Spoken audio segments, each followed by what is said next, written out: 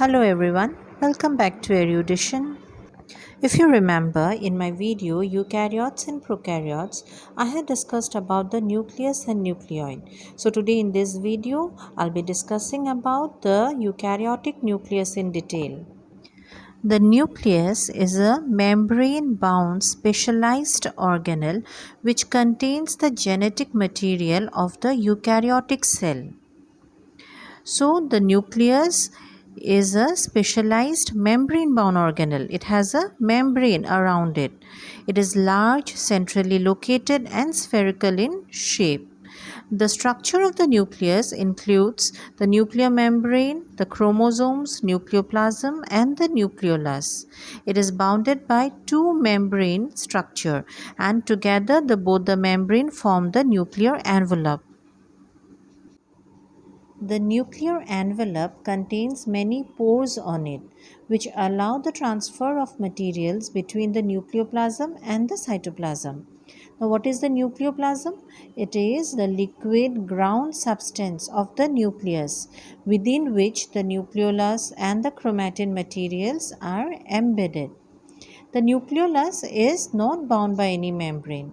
It is rich in protein and RNA molecules and acts as a site for ribosome formation.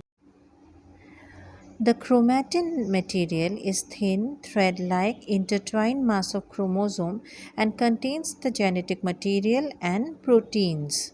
The DNA stores all the information necessary for cell function, growth and replication. Distinct segments of DNA are called genes. During cell division, these chromatin condense to form thick ribbon-like chromosomes. Now, this is a figure of a nucleus. You can see the nuclear envelope, the nucleoplasm, the inner material of the nucleus, the nucleolus, the chromatin network, and the nuclear pores, which helps in transfer of materials between the cytoplasm and nucleoplasm. Now the structure of the chromosome. So the chromosomes are thread-like structures present in the nucleus and become visible only during the cell division. They contain the hereditary information of the cell in the form of genes. Each chromosome is made of two components: DNA, deoxyribonucleic acid, and proteins, which are histones. Most chromosomes consist of two arms that extend out from a specialized region of the DNA. This region is known as centromere or primary constriction.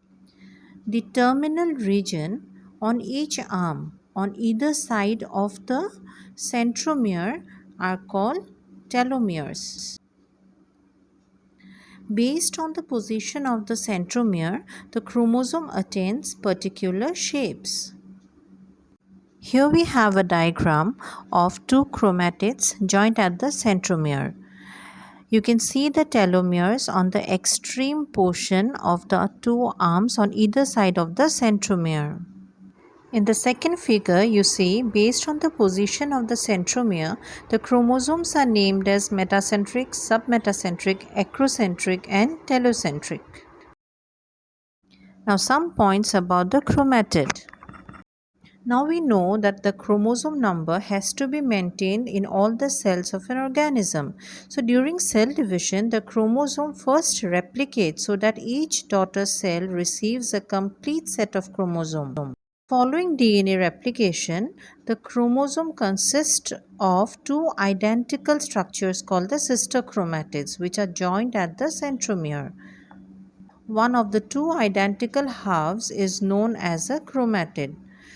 Now, during cell division, the two sister chromatids separate and each becomes an independent daughter chromosome. Are these terms, chromatin, chromosome, chromatids, confusing for you? Let me put it in a simple way. Now you see the strands of DNA are too long to fit inside the small nucleus.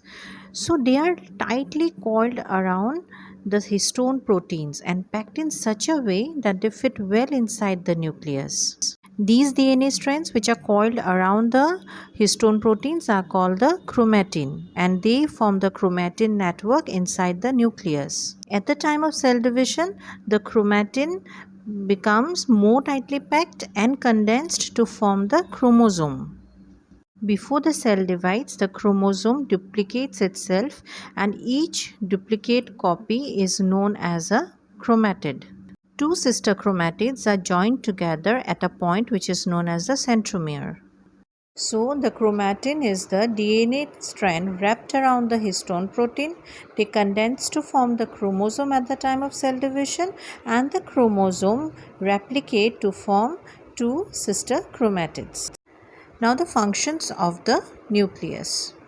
The nucleus contains the genetic material of the cell in the form of DNA, and it controls the cell growth and multiplication. It is also the site for DNA replication.